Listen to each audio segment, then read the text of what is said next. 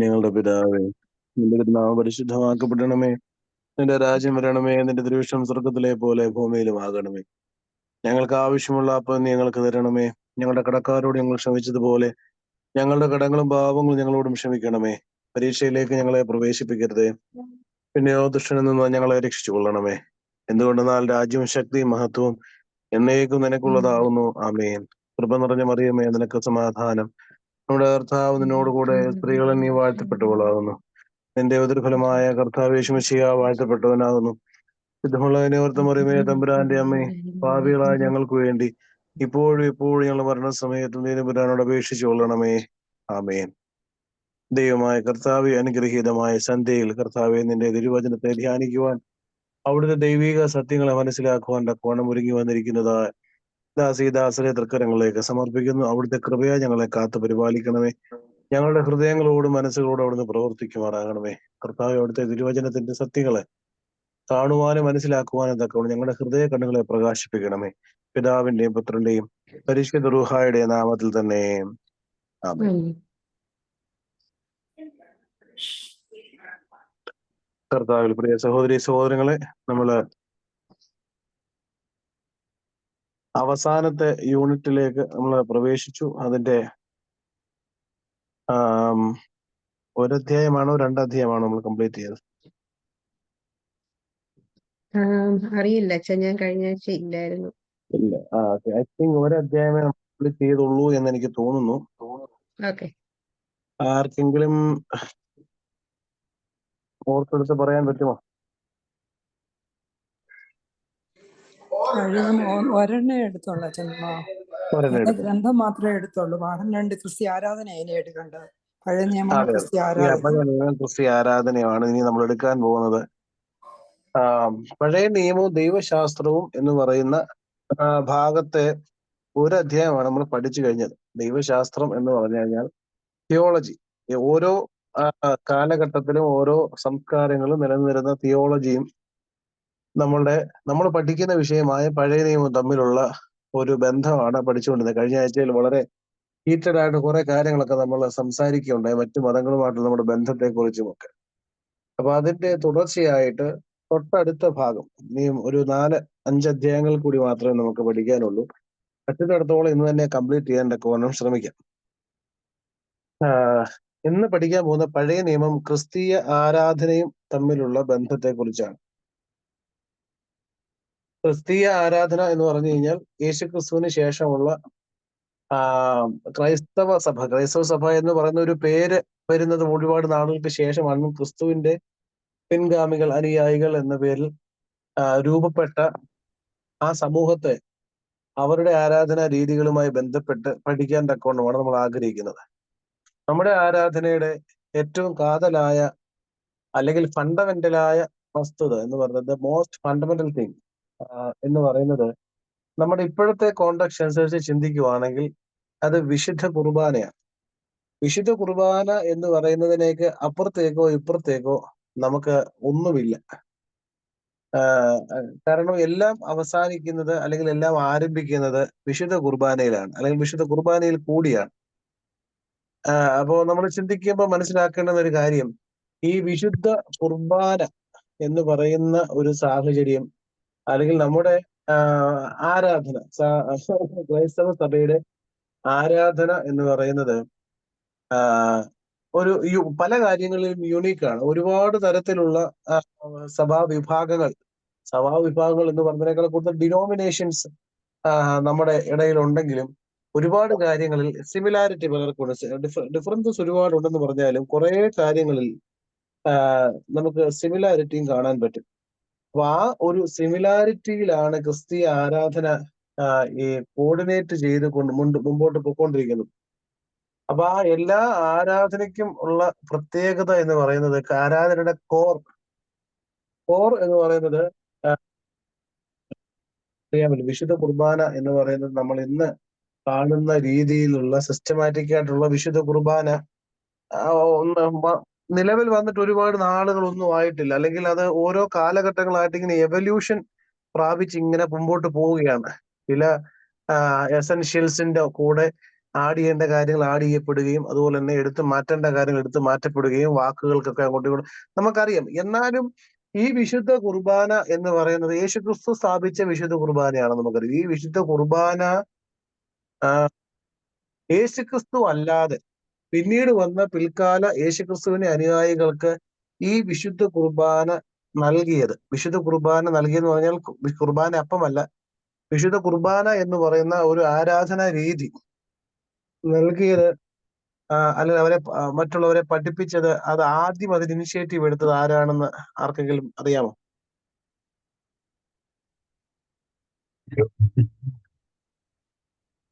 James, the brother of Christ. കർത്താവിന്റെ സഹോദരൻ James the lessor എന്ന് പറയുന്ന ആളാണ്. നമുക്ക് അപ്പോസ്തല പ്രവൃത്തികളിൽ കാണുന്നുണ്ട്. ആദ്യമായി രക്തസാക്ഷി മരണം പ്രാപിച്ച ശ്ലീഹ എന്ന് പറയുന്നത് യാക്കോബാണ്. ആ യാക്കോബും ഈ യാക്കോബും രണ്ടാണ്. അതുകൊണ്ടാണ് ഞാനത് പറയാൻ വന്നത്. ആ യാക്കോബ് ജെയിംസ് ദ ഗ്രേറ്റർ എന്ന് പറയുന്നത്, അതായത് സബദി മക്കളുടെ കൂട്ടത്തിലുള്ള യാക്കോബാണ്. അത് രണ്ട് യാക്കോബ് ഉണ്ടല്ലോ. അൽഫായുടെ മകനായ യാക്കോബ് എന്ന് പറയുന്ന രണ്ടാമത്തെ യാക്കോബ്, അല്ലെങ്കിൽ യേശുക്രിസ്തുവിന്റെ സഹോദരനായ യാക്കോബാണ് വിശുദ്ധ കുർബാന ആദ്യമായി നൽകിയത്. ഞാൻ പറയാൻ വന്നത്, ക്രൈസ്തവ ആരാധനയിലേക്ക് ഒരു ഏറ്റവും വലിയ എന്തെങ്കിലും സംശയമാണോ? The most precious thing in our Christian life or Christian spirituality is our liturgy, our worship or our holy കുർബാന. യേശു ക്രിസ്തു, നിങ്ങൾ എന്റെ രണ്ടാമത്തെ ഞാൻ വരുന്നത് വരെ ഇപ്രകാരം ചെയ്യുവീൻ എന്ന് അരുളി ചെയ്തതുപോലെ നൽകിയ വിശുദ്ധ കുർബാനയാണ് നമ്മുടെ ആരാധന എന്ന് നമുക്കറിയാം. ഓട്ടെ, അതും പഴയ നിയമ കാലത്തെ ആരാധനയും തമ്മിലുള്ള ഒരു അല്ലെങ്കിൽ ദൈവശാസ്ത്രവും തമ്മിലുള്ള ഒരു ബന്ധമാണ് നമ്മൾ പഠിക്കാൻ പോകുന്നത്. പഴയ നിയമത്തിൽ നമുക്കറിയാം യെരൂശലേം ദേവാലയവുമായി ബന്ധപ്പെട്ടാണ് ആരാധനകൾ ഉണ്ടായിരുന്നത്. അത് പിന്നീട് കൂടുതൽ ആളുകളെ പങ്കെടുപ്പിക്കാൻ വേണ്ടി സിനഗോഗ് വർഷിപ്പുകൾ ആരംഭിച്ചു. ഈ യെരൂശലേം ദേവാലയത്തിന്റെ ആരാധനയുടെ സ്ട്രക്ചറും സിനഗോഗ് വർഷിപ്പിന്റെ സ്ട്രക്ചറും തമ്മിൽ ഡിഫറൻസ് ഉണ്ടായിരുന്നെങ്കിലും ചില കാര്യങ്ങളിലൊക്കെ സാമ്യം ഉണ്ടായിരുന്നു. എന്നാൽ ഈ പഴയ നിയമ ആരാധനയും പഴയ നിയമ ലിറ്ററേച്ചറിനകത്തിൽ കാണുന്ന തരത്തിലുള്ള യാഗങ്ങളും വിശുദ്ധ കുർബാനയും തമ്മിലുള്ള ഒരു ബന്ധമാണ് നമ്മൾ പഠിക്കാൻ പോകുന്നത്. അതിനകത്തില് ഈ ക്രിസ്തീയ ആരാധനയുടെ വിശുദ്ധ കുർബാനയോട് ചേർന്ന് തന്നെ നമുക്കറിയാം ബ്രേക്കിംഗ് ഓഫ് ബ്രെഡ് പോലെ തന്നെ വളരെ ഇമ്പോർട്ടന്റ് ആയിട്ടുള്ള ഒരു വസ്തുതയാണ് ബ്രേക്കിംഗ് ഓഫ് വേർഡ്. അതാണ് ദൈവവചന ഘോഷണത്തിന് പ്രഭുമായ സ്ഥാനമുണ്ട്. അതുപോലെ തന്നെ പിന്നീട് വരുന്ന കാര്യങ്ങൾ അവിടെ ഒരു ലിസ്റ്റായിട്ട് കൊടുത്തിട്ടുണ്ട്. ഫസ്റ്റ് പാരഗ്രാഫിന്റെ മുമ്പിലാണ്, അത് ഇൻട്രൊഡക്ഷനകത്തില്. പിന്നീട് വരുന്ന ആണ്ടടക്കമുള്ള പെരുന്നാളുകളിലെ പ്രാർത്ഥനകൾ, കുർമിയോനുകൾ, സെദറ, എത്രോ, സ്രൂസോ, ഗാനങ്ങൾ, ഇവയ്ക്കെല്ലാമുള്ള ഒരു അടിസ്ഥാനം എന്ന് പറയുന്നത് വേദപുസ്തകമാണ്. പല കാര്യങ്ങൾക്കും നമ്മൾ വിചാരിക്കുന്നത് പോലെയുള്ള ഒരു വേദപുസ്തകവുമായിട്ടൊരു ബന്ധമില്ല. ഓർത്തഡോക്സ് ആരാധനയ്ക്ക് വേദപുസ്തക അടിസ്ഥാനം ഉണ്ടോ ഇല്ലയോ എന്നുള്ളൊരു സംശയം നമ്മളിൽ പലർക്കും പോലും ഉണ്ടാകാറ്. പക്ഷെ ഇതെല്ലാം ഒന്നില്ലാതെ എല്ലാം നമ്മള് നിങ്ങളൊക്കെ ഈ ക്വിസ് കോമ്പറ്റീഷൻസിനൊക്കെ പഠിക്കുന്ന ആൾക്കാരായിരിക്കും. മർത്തമറിയ സമാജം കിട്ടിയ ആൾക്കാർക്കൊക്കെ മനസ്സിലാവുമായിരിക്കും. നമ്മൾ ചൊല്ലുന്ന നിന്നാൾ സ്തുതിയോട് രാജമകൾ മുതൽ തുടങ്ങിയ പാട്ടുകൾ ഉൾപ്പെടെ അതിന്റെ ഓരോ വരികളും സങ്കീർത്തനങ്ങളുടെ ഓരോ ഭാഗത്തു നിന്നും എടുത്തിട്ടുള്ളവയാണ്. അതുപോലെ തന്നെ മറ്റു പാട്ടുകളുടെ കാര്യമാണെങ്കിലും നമ്മളിപ്പോ പുതിയ നമ്മുടെ എല്ലാവരുടെയും വിശുദ്ധ കുർബാനക്രമം വായിക്കുമ്പോൾ അതിന്റെ ഏത് വാക്യത്തിൽ നിന്നാണ് എടുത്തിരിക്കുന്നത് വരെയുള്ള കാര്യങ്ങൾ നമുക്കത് വേദപുസ്തകവുമായിട്ട് ആരാധനയ്ക്ക് അതിശക്തമായ ബന്ധമുണ്ട്. അതിപ്പോ പുതിയ നിയമവും പഴയ നിയമവുമായിട്ടുള്ള പുസ്തകങ്ങളുമായിട്ട് ബന്ധമുണ്ട്. സോറി ടു ഡിസ്റ്റർബ്, ഒരു ക്വസ്റ്റ്യൻ ചോദിക്കാമോ അച്ഛാ? ഇപ്പൊ അയ്യോ, അതിനാണ് ഒരു കുഴപ്പമില്ല. ഓക്കെ, ഈ പ്രമേയോൻ, സെദ്ര, എത്രോ, അതിന്റെ ഒക്കെ മീനിങ് എക്സാക്ട്ലി ഒന്ന് പറയാമോ? പെട്ടെന്ന് പറയാം. എന്ന് വെച്ചാൽ നമുക്കൊരു വിശുദ്ധ നമ്മുടെ പ്രാർത്ഥനകൾക്ക്, വിശുദ്ധ കുർബാന എന്ന് പറയുന്നതിനേക്കാൾ നമ്മുടെ എല്ലാ പ്രാർത്ഥനകൾക്കും ഒരു സ്ട്രക്ചർ ഉണ്ട്. ഫ്ലൂസോ എന്ന് പറയുന്ന ഒരു പ്രാർത്ഥന, അതിന് ഫ്ലൂസോ എന്ന് പറയുന്നത് വാക്കിന് പ്രാർത്ഥന എന്ന് മാത്രമേ അർത്ഥമുള്ളൂ. പക്ഷെ നമ്മൾ ഉപയോഗിക്കുന്നത് ഒരു ഇൻട്രൊഡക്ടറി പ്രയർ, പ്രാരംഭ പ്രാർത്ഥന എന്നുള്ള അർത്ഥത്തിലാണ് നമ്മൾ ഫ്ലൂസോ എന്ന് പറയുന്ന പ്രയർ ഉപയോഗിക്കുന്നത്. നമ്മൾ ആദ്യം ബഹോല പോലെ ബ്രോ കാദിശോ ബലഹീനനും ഭാവികളുമായ, അതാണ് അതിന് ശേഷം വരുന്ന പ്രാർത്ഥനയാണ്. അതെല്ലാ ശുശ്രൂഷയ്ക്കും, വിശുദ്ധ കുർബാനയാണെങ്കിലും കല്യാണമാണെങ്കിലും മോർണിംഗ് പ്രയർ ആണെങ്കിലും എല്ലാത്തിനും ആദ്യത്തെ പ്രാർത്ഥന അതാണ്. അതിനുശേഷം സങ്കീർത്തനങ്ങൾ വായിക്കും. പിന്നീട് ഒരു യഗ്ബോ ചൊല്ലിയതിനു ശേഷമാണ് നമ്മൾ പ്രൊമിയോൻ സെതറ വായിക്കുന്നത്. ഈ പ്രൊമിയോൻ എന്ന വാക്കിന്റെ അർത്ഥം ഇൻട്രൊഡക്ഷൻ എന്ന് മാത്രമേ ഉള്ളൂ. മുഖവുര, ഇൻട്രൊഡക്ഷൻ എന്നാണ് അതിന്റെ അർത്ഥം. സെദ്ര എന്ന വാക്കിന് നിര എന്നാണ് അർത്ഥം. നിര എന്ന് പറഞ്ഞാൽ സീരീസ് ഓഫ് പ്രേയേഴ്സ് എന്നാണ് സെദ്ര എന്ന വാക്കിന്റെ അർത്ഥം. എത്രോ എന്ന് പറഞ്ഞാൽ ധൂപ പ്രാർത്ഥന എന്നാണ് അർത്ഥം. അതായത് ധൂപം അർപ്പിച്ച് നടത്തുന്ന അടുത്ത പ്രാർത്ഥനയ്ക്കാണ് എത്രോ എന്ന് പറയുന്നത്. അങ്ങനെ ഒരു സെറ്റ് ഓഫ് പ്രേയേഴ്സ്, കോലോസ്, കോലോ എന്ന് പറയുന്നൊരു അത് ഇതിനകത്ത് കൊടുത്തില്ല. കോലോ എന്ന് പറയുന്നത് നമ്മൾ പാട്ടുകൾക്കാണ്. പക്ഷെ കോലോ എന്ന് പറയുന്ന വാക്കിന്റെ അർത്ഥം ശബ്ദം എന്നാണെങ്കിലും തുടർ സംഗീതം എന്നാണ്. അതായത് കണ്ടിന്യൂയിങ് ഹിംസ് എന്നാണ് ശരിക്കും പറഞ്ഞാൽ കോലോ എന്ന വാക്കിന്റെ അർത്ഥം. കോലോ എന്ന പേരിൽ ഒരുപാട് തരത്തിലുള്ള പാട്ടുകളുണ്ട്. അപ്പൊ അങ്ങനെ ഒരു സ്ട്രക്ചറാണ് നമ്മുടെ എല്ലാ പ്രാർത്ഥനകൾക്കും ഉള്ളത്. നിങ്ങൾ വിശുദ്ധ കുർബാനയോ അല്ലെ മാമോദീസോ ഏതെങ്കിലും എടുത്തു നോക്കിയാൽ ഈ വാക്കുകളൊക്കെ ഇങ്ങനെ അടുക്കി വെച്ചിരിക്കുന്നത് കാണാം. അപ്പൊ അത് ഇനി മുതൽ ശ്രദ്ധിച്ചാൽ മതി. ഏതെങ്കിലും ശുശ്രൂഷയിൽ പങ്കെടുക്കുമ്പോൾ വിവാഹ കുദാശ ആയാലും ഭവന കുദാശയാണെങ്കിലും ആ ഒരു രീതിയിലാണ് പോകുന്നത്. അപ്പൊ അത് ഈ മൂന്നെണ്ണം, ഈ പ്രമേയവും സെദ്ര എത്രോ ഇത് വിശുദ്ധ കുർബാനയുമായിട്ട് ബന്ധപ്പെട്ട വാക്കുകളാണ് അല്ലെ? അതിനകത്തുള്ള പ്രാർത്ഥനയ്ക്ക് പറയുന്ന പേരുകളാണോ? നമ്മുടെ എല്ലാ ശുശ്രൂഷകൾക്കും, വിശുദ്ധ കുർബാനയിൽ മാത്രമല്ല എല്ലാ ശുശ്രൂഷകൾക്കും നമ്മുടെ പ്രാർത്ഥനകൾക്കുള്ള ഒരു സ്ട്രക്ചറാണ് അത്. ആ ഒരു സ്ട്രക്ചറിനകത്ത് വരുന്ന പലതരത്തിലുള്ള പ്രാർത്ഥനകളുടെ പേരുകളാണ് പ്രൊമിയോൻ, സെദ്ര, എത്രോ, സ്ലൂസോ മുതലായ പേരുകൾ. ഓരോ പ്രാർത്ഥനകൾക്കും ഓരോ പേരാണ്. വിശുദ്ധ കുർബാനയും വേദപുസ്തകവും എന്ന് പറയുന്ന ഒന്നാമത്തെ ഭാഗത്തേക്ക് നമുക്ക് പ്രവേശിക്കാം. വിശുദ്ധ കുർബാനയും വേദപുസ്തകവും.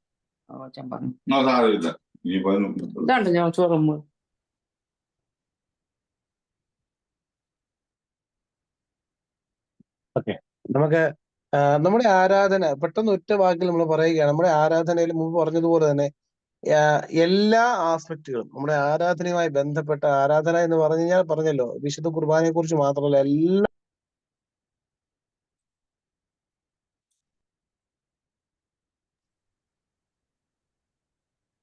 അൺമ്യൂട്ട് ചെയ്താട്ടെ. സോറി, എന്നെ ആരാ മ്യൂട്ട് ചെയ്തു? നമ്മുടെ വേദപുസ്തകവുമായിട്ട് നമ്മുടെ ആരാധനയ്ക്ക് ഉള്ള ബന്ധം എന്ന് പറയുന്നത് ചെറുതല്ല. അത് പഴയ നിയമവും പുതിയ നിയമവുമായി, പുതിയ നിയമം എന്തായാലും നമുക്ക് ഒബ്വിയസ്ലി അത് നമ്മൾ പുതിയ നിയമ സഭ ആയതുകൊണ്ട് സ്വാഭാവികമായിട്ട് പുതിയ നിയമത്തിലെ കാര്യങ്ങൾ ഉണ്ടാകാം.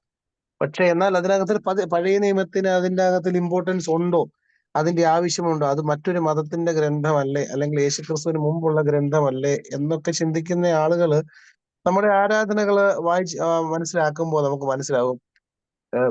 പഴയ ആദാമു മുതൽ നമുക്കറിയാമല്ലോ, നമ്മള് ദുഃഖ വെള്ളിയാഴ്ചത്തെ പ്രമേയൻ സെദ്ര വായിക്കുന്ന സമയത്ത് കേട്ടിട്ടുണ്ടായിരിക്കും.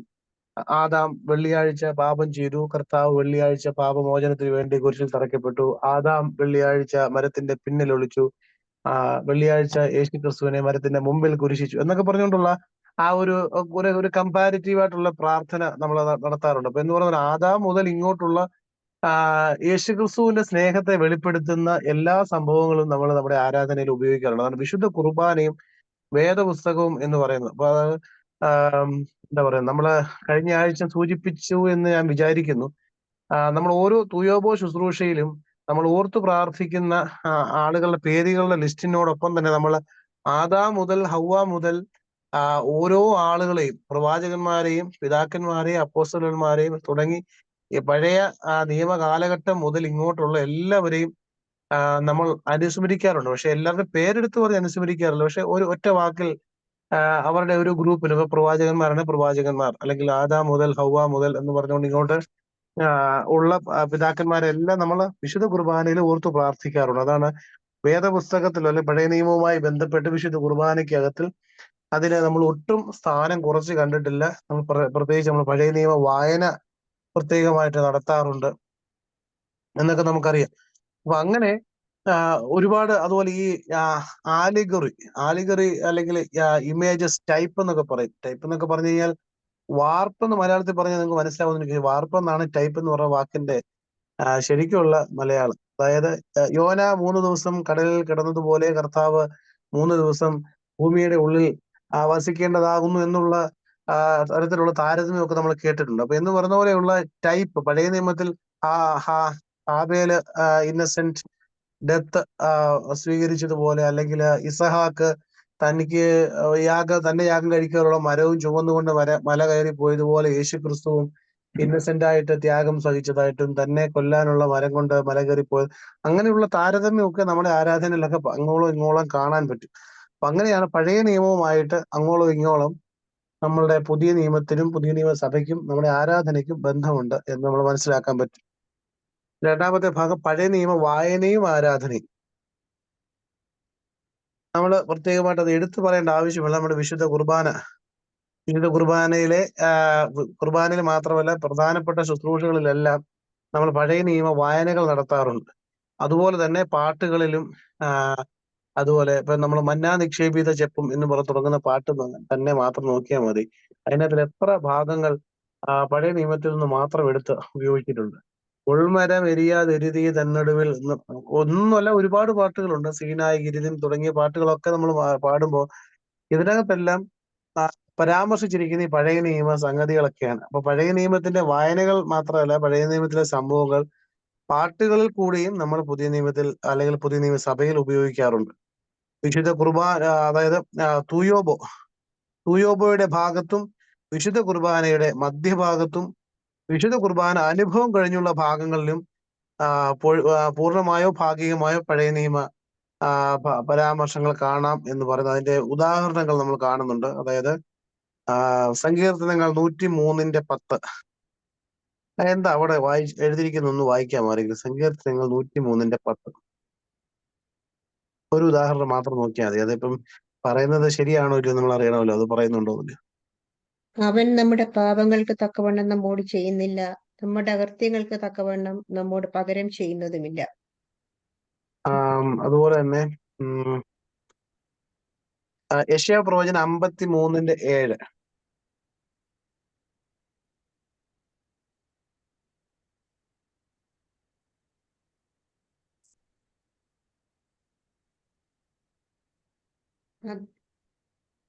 എന്നാൽ യഹോവ നമ്മുടെ എല്ലാവരുടെയും അകൃത്യം അവന്റെ മേൽ ചുമത്തി തന്നെത്താൻ താഴ്ത്തി വായെ തുറക്കാതെ ഇരുന്നിട്ടും അവൻ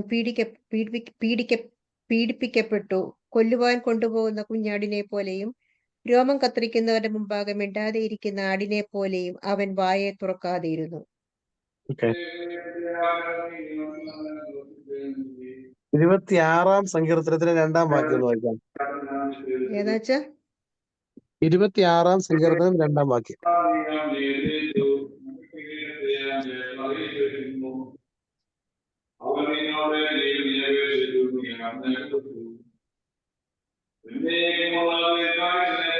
യഹോവ എന്നെ പരീക്ഷിച്ച് ശോധന ചെയ്യണമേ, എന്റെ അന്തരംഗവും എന്റെ ഹൃദയവും പരിശോധിക്കണമേ.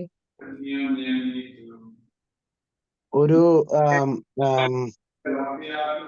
യൂസറിന്റെ അൺമ്യൂട്ട് ആയിട്ടില്ല, അതൊന്ന് ഒന്ന് മ്യൂട്ട് ചെയ്യുവാണെങ്കിൽ നല്ലതായിരുന്നു.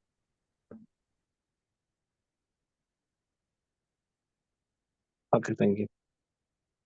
അപ്പൊ അതായത് നമ്മൾ പലതും ചില ഭാഗങ്ങളൊക്കെ നമ്മൾ ഇതിനു മുമ്പ് കേട്ടിട്ടുള്ളതും ചിലതൊക്കെ രഹസ്യമായി വായിക്കുന്നതുമായിട്ടുള്ള പ്രാർത്ഥനകളാണ്. ഇതിനകത്ത് പല കാര്യങ്ങളും വിശുദ്ധ കുർബാന അനുഭവത്തിന് ശേഷമുള്ള ഭാഗത്തിലുള്ള ഇപ്പൊ വായിച്ച വായന പട്ടക്കാരൻ രഹസ്യമായിട്ട് വായിക്കുന്നതാണ്. അതുപോലെ തന്നെ തൂയോബോയുടെ സമയത്ത് നടത്തുന്ന പ്രാർത്ഥനയും നമ്മൾ യെശയ്യാ പ്രവാചകന്റെ പുസ്തകത്തിൽ വായിച്ചതുപോലെ കൊല്ലുവാനുള്ള കുഞ്ഞാടിനെ പോലെ അവൻ കൊണ്ടുപോയി എന്ന് പറയുന്ന അങ്ങനെ ഒരു പ്രാർത്ഥന പ്രാർത്ഥിച്ചുകൊണ്ടാണ് ആദ്യമായി വിശുദ്ധ കുർബാന അപ്പം പീലാസായിൽ വെക്കുന്നത്. അപ്പൊ എന്ന് പറഞ്ഞ പോലെ ഓരോ ഭാഗത്തും അതുപോലെയുള്ള ഉദ്ധരണികൾ നമ്മൾ ഉപയോഗിക്കാറുണ്ട്. മൂന്നാമത്തെ ഭാഗത്തേക്ക് നമുക്ക് പോവാം. വിശുദ്ധ കുർബാന യാഗമാകുന്നു.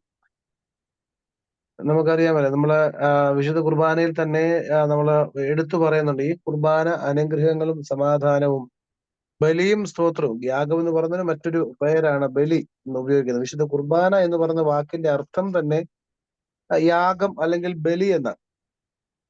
നമ്മളുടെ ആദ്യമായിട്ടൊരു മംഗ്ലീഷ് വേർഷൻ വന്നപ്പോൾ അതിന് ലിവിങ് സാക്രിഫൈസ്, ജീവനുള്ള ബലി എന്നൊരു പുസ്തകം നിങ്ങൾ കേട്ടിട്ടുണ്ടായിരിക്കുന്നു വിചാരിക്കുക. അപ്പൊ അത് നമ്മൾ തന്നെ വിശുദ്ധ കുർബാനയിൽ പറയുന്ന ഈ യാഗം ബലി എന്നുള്ള വാക്കുകളൊക്കെ കടം കൊണ്ടിരിക്കുന്നത് പോലും പഴയ നിയമത്തിലെ ഈ ഉദ്ധരണികളിൽ നിന്നാണ്. അത് ഇപ്പൊ നമ്മൾ രണ്ടാമത്തെ സെന്റൻസിൽ സൂചിപ്പിക്കുന്നത് അക്ഷരാർത്ഥത്തിൽ അല്ല യാഗം, അതിന് പകരം നമ്മൾ മുമ്പേ സൂചിപ്പിച്ചതുപോലെ ഈ കുർബാന അനുഗ്രഹങ്ങളും സമാധാനവും ബലിയും സ്തോത്രവുമാകുന്നു എന്ന് പറയുന്ന സ്തുതി, സ്തോത്രം, പാപപരിഹാരം എന്നീ ആശയങ്ങൾ ഉൾക്കൊണ്ടുള്ള യാഗത്തിന്റെ പ്രാധാന്യം എന്താണെന്ന് നമ്മളെ പഠിപ്പിക്കേണ്ട കോണം പഴയ നിയമം നമ്മുടെ വിശുദ്ധ കുർബാനയിൽ ഉപയോഗിക്കുന്നുണ്ട്. അപ്പൊ അത് നമ്മൾ മനസ്സിലാക്കേണ്ടുന്നത്, ഈ പഴയ നിയമ യാഗം എന്ന് പറയുന്ന അക്ഷരാർത്ഥത്തിൽ അതുപോലെ യഥാതഥമായി ഉപയോഗിക്കുന്നില്ല എങ്കിലും യാഗം എന്ന പേരും അതിനകത്തിലെ സ്പിരിച്വൽ ആസ്പെക്റ്റുകളും നമ്മൾ വിശുദ്ധ കുർബാനയിലും ഉപയോഗിക്കാറുണ്ട്. വിശുദ്ധ കുർബാന രക്തരഹിത യാഗമായിട്ടാണ് നമ്മൾ ഉപയോഗിക്കുന്നത്. അതുപോലെ തന്നെ വിശുദ്ധ കുർബാനയിൽ ഉപയോഗിക്കുന്ന പല പ്രക്രിയകളും അതിനകത്തിലെ ചടങ്ങുകളെല്ലാം ഈ യാഗങ്ങളെ കുറിച്ചുള്ള വിവരണങ്ങളിൽ പറയുന്ന പല റൂൾസും നമ്മൾ ഫോളോ ചെയ്തുകൊണ്ട് തന്നെയാണ് വിശുദ്ധ കുർബാനയിൽ നമ്മൾ മുമ്പോട്ട് പോകുന്നത്.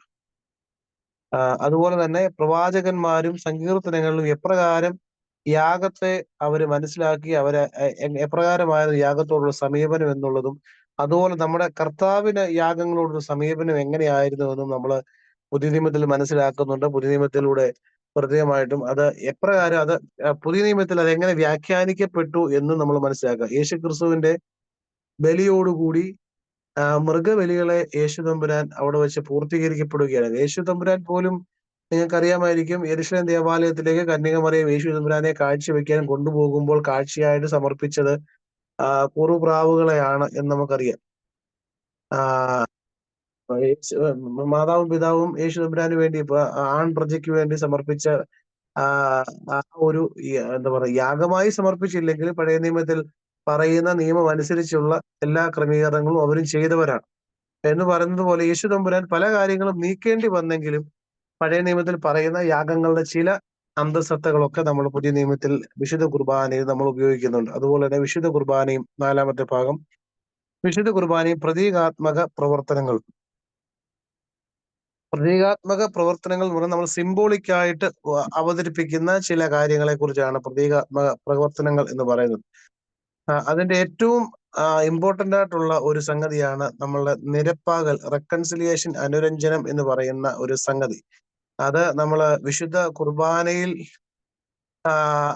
കിസ് ഓഫ് പീസ് നടത്താറുണ്ട്. അതുപോലെ തന്നെ നോമ്പ് ആരംഭിക്കുമ്പോഴും നോമ്പ് പൂർത്തീകരിക്കുമ്പോഴും നമ്മളെ കിസ് ഓഫ് പീസ് കൊടുത്ത് ഈ ശുഭഖോനോ ശുശ്രൂഷ നടത്താറുണ്ട്. അപ്പൊ അങ്ങനെ പഴയ നിയമത്തിൽ നിന്നും ലഭിച്ച ഒരു വലിയ ഒരു ട്രഡീഷനാണ് ഈ സമാധാന ചുംബനം എന്ന് പ്രത്യേകമായിട്ട് നമ്മൾ കാണിക്കുന്നുണ്ട്. യാഗം അർപ്പിക്കുമ്പോൾ നമുക്ക് പരസ്പരം നിരപ്പായതിനു ശേഷം യാഗ അർപ്പണം നടത്തേണ്ടതിന്റെ ആവശ്യകതയെ കുറിച്ച് കർത്താവ് കുറച്ചുകൂടി നമ്മളെ ബോധിപ്പിച്ചിട്ടുണ്ട്. ആ ഒരു എന്താ പറയുക, പഠിപ്പിക്കലിന് നമ്മൾ പരമാവധി ഉൾക്കൊള്ളുന്നു എന്നുള്ള രീതിയിലാണ് നമ്മൾ ഇപ്പോഴും ഒരു നിരപ്പാകല ശുശ്രൂഷ നടത്തിയതിനു ശേഷം ഈ ബലിയിലേക്ക് അല്ലെങ്കിൽ പ്രധാനപ്പെട്ട ശുശ്രൂഷകളിലേക്ക് നമ്മൾ പ്രവേശിക്കുന്നത്. അതുപോലെ തന്നെ പ്രവചന പുസ്തകങ്ങളിൽ കാണുന്ന പല സംഗതികളും കർത്താവും അതുപോലെ സൂചിപ്പിച്ചിട്ടുണ്ട്. അതായത് പ്രതീകാത്മകമായി അപ്പവും വീഞ്ഞും, തന്റെ ശരീരവും രക്തവും തന്റെ ശിഷ്യ സമൂഹത്തിന് അല്ലെങ്കിൽ തന്നെ അനുഗമിക്കുന്നവർക്ക് നൽകുന്നു എന്നുള്ള രീതിയിൽ അപ്പവും വീഞ്ഞും എടുത്ത് വാഴ്ത്തി അവർക്ക് കൊടുത്തത് മറ്റൊന്നിനെ പ്രതിനിധീകരിക്കുന്ന രീതിയിൽ, സിംബോളിക്കായിട്ട് അവയെ അവതരിപ്പിക്കുന്ന രീതിയിൽ ചെയ്തിരിക്കുന്നത് അതും പഴയ നിയമത്തിൽ നിന്നുള്ള പ്രവചന പുസ്തകങ്ങളായ യെശയ്യാ പ്രവചനം 20-ാം അധ്യായം 2-ാം വാക്യം, ജെറമ്യാ പ്രവചനം 19-ാം അധ്യായം 10-ാം വാക്യം, അങ്ങനെ കുറച്ച് ഉദാഹരണങ്ങൾ കൊടുത്തിട്ടുണ്ട്. അങ്ങനെ പഴയ നിയമത്തിൽ നിന്നും കടം കൊണ്ടിട്ടുള്ള ഒരു രീതിയാണ് പ്രതീകാത്മകമായി അവതരിപ്പിക്കുന്ന ഒരു സംഗതി. ഈ പ്രതീകാത്മകമായി കർത്താവ് അവതരിപ്പിച്ച ഈ വസ്തുതകൾ പൂർത്തീകരിക്കപ്പെടുന്നത് കാൽവരി ക്രൂശിൽ യേശു ക്രിസ്തുവിനെ ക്രൂശീകരണം നടക്കുന്ന സമയത്താണ് എന്ന് നമ്മൾ മനസ്സിലാക്കുന്നുണ്ട്. അതായത് യേശു ക്രിസ്തു തന്റെ ശരീരവും രക്തവും കൊടുക്കുന്നു എന്നുള്ള രീതിയിൽ അപ്പവും വീഞ്ഞും തന്റെ ശിഷ്യന്മാർക്ക് അന്ത്യത്താഴ വേളയിൽ കൊടുത്തതിന് ശേഷം ആ ബലിയുടെ പൂർത്തീകരണം നടക്കുന്നത് കാൽവരിയിലാണ്, യേശു ക്രിസ്തുവിന്റെ കുരിശീകരണത്തോടു കൂടിയാണ്. അപ്പൊ അങ്ങനെ ഇതാ എന്റെ ശരീരം എന്ന് പറഞ്ഞുകൊണ്ട് ശരീരം നൽകുന്നു, അത് പിറ്റേ ദിവസം ശരീരമായി കാൽവരി നൽകി. അതുപോലെ ഇതെന്റെ രക്തമാകുന്നു പറഞ്ഞുകൊണ്ട് വീഞ്ഞു നൽകുന്നു, അത് പിന്നീട് കാൽവരിയിൽ വെച്ച് രക്തമായിട്ടും അത് നൽകുന്നുണ്ട്. അതുപോലെ തന്നെ പുതിയ നിയമത്തിന്റെ ഉടമ്പടി എന്ന് പറയുന്ന ആ ഒരു കവനന്റ് ഓഫ് ന്യൂ കവനന്റ് എന്ന് പറയുന്ന ഒരു ആസ്പെക്ട് പോലും യേശു തമ്പുരാൻ കടം കൊണ്ടിരിക്കുന്നത് യിരെമ്യാ പ്രവാചകന്റെ പുസ്തകത്തിൽ നിന്നുമാണ്.